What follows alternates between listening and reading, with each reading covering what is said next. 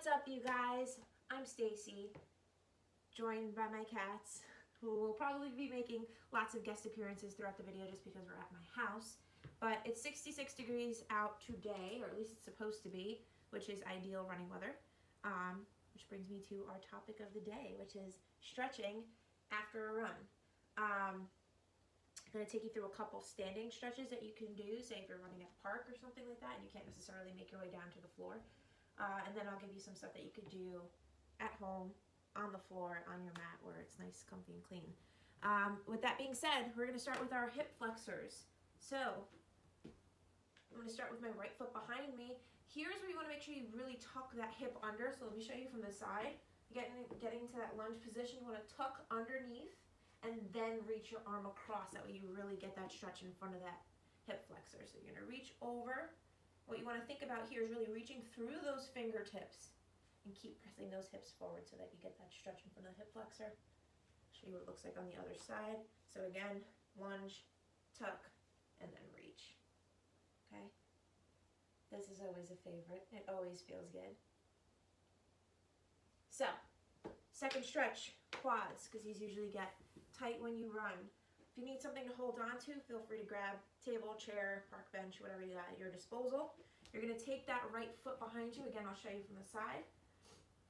You're going to take it behind you. You're going to press the top of the foot into the palm, right, to really engage, and then pull back.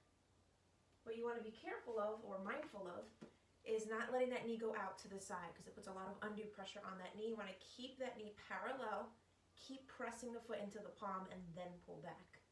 Okay, same thing, other side, pressing the top of the foot into the palm, pulling back, keeping those knees parallel, holding that stretch. I'd say at least minimum 30 seconds. If you have more time on your hands, feel free to live in it a little longer and release. Let's hit those hamstrings. So, this you could do anywhere. Both feet are about hip width apart. I'm going to show you from the side just so you can kind of see the bend. You're going to roll down. Doesn't matter if you can touch the floor. You're just going to go down till you feel the stretch. From here, you're only going to bend your right knee. So right knee bends, left leg stays straight. And what I'm going to do is take my head as close to that bent knee as possible. And what that's going to do is intensify that stretch behind that left hamstring. Okay, so you're just, again, holding it 30 seconds, a minute if you have it, and then switch. Bending the left, extending the right, and again, taking that head as close to the knee as you can get it.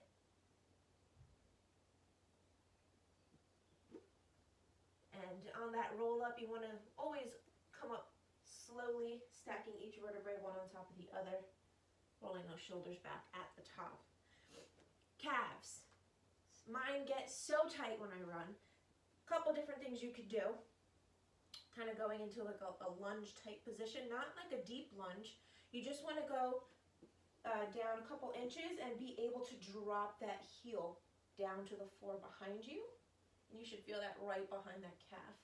Again, holding it 30 seconds to a minute, switching other side, okay? Another calf stretch you could do, standing, is flexing one foot. So I'm going to flex at my left ankle. I'm going to bend my right knee. I'm going to pull back on my toes on that left foot. I'm going to rest my hand on that bent knee. You never want to press on a straight leg, right? Because you don't want to hyperextend the joint. And then switching to the other side, flexing that right ankle, bending that left knee. Again, pulling back on those toes. You should feel that behind the calf, behind the knee. Another thing is, me specifically when I run, I tend to tense up my upper body. I'm really working on it. I'm trying. But I get tightness in my neck. So what I usually do is I press my shoulders down. I take my right ear towards my right shoulder, gently, right? And then I actively reach through my left fingertips. And that does a really good job at stretching that neck. I hold it there. When I'm done with this stretch, I usually like to drop my chin down at an angle, just to take that stretch a little further into the back of my neck. And then same thing on the other side. Again, super important that you really reach down towards the ground with those fingertips. And again, dropping the neck down. And that usually does a pretty good job of just like loosening up there, okay? Let's work our way down to the floor. So let me bring you down with me. Okay, so once you're home, you can grab a towel or a stretch band, which is ideal, or you can just use your hands. I'm going to go ahead and just use my hands today. But you're going to lay on back. We're going to start with those hamstrings. Let's extend that right leg up, slight bend to the knee. If you do have a stretch band or a towel, you're going to put it right underneath the middle of that foot. Otherwise, just grab behind the leg wherever you can reach with the shoulder blades kind of pressed down into the floor, so you want everything grounded in the upper body. You want your hips grounded as well. You're going to pull back until you feel that slight stretch behind that hamstring. Now, you don't want to pull and force your leg to go anywhere where it doesn't want to go. Ideally, you want to stop where you feel a stretch and then use that breath. Hey Lucy. You want to use that breath every time you exhale. You want to try to release a little bit more tension, right? So again, you'd hold it for about 30 to 60 seconds, whatever you have time for. Release.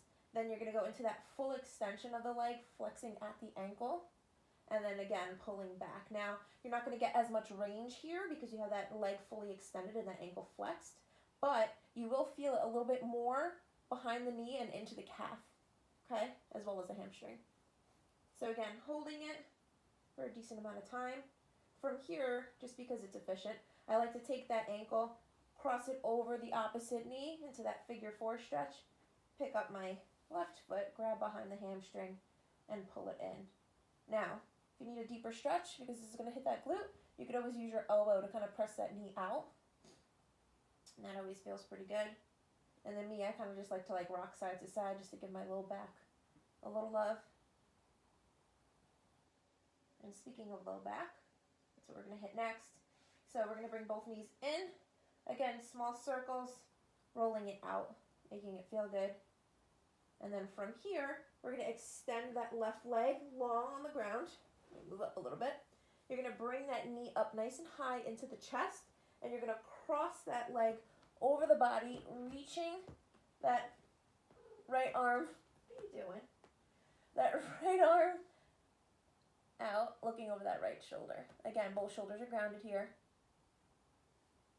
And keep that core nice and tight as you bring that leg back up to center. Another stretch I like doing from this position is fully extending that leg, internally rotating at the hip, so kind of turning in here and gently kind of holding onto the outside of the leg, crossing it over the body. I feel this right down that IT band.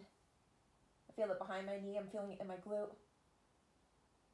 And again, not forcing it to go where it doesn't want to go, just holding that stretch, breathing through it, and releasing. And doing that same series on the other side just so you're evened out. Hopefully that helped a little bit, gave you some stretches to add to your arsenal. Let me know how it goes, and I will hopefully see you guys very soon.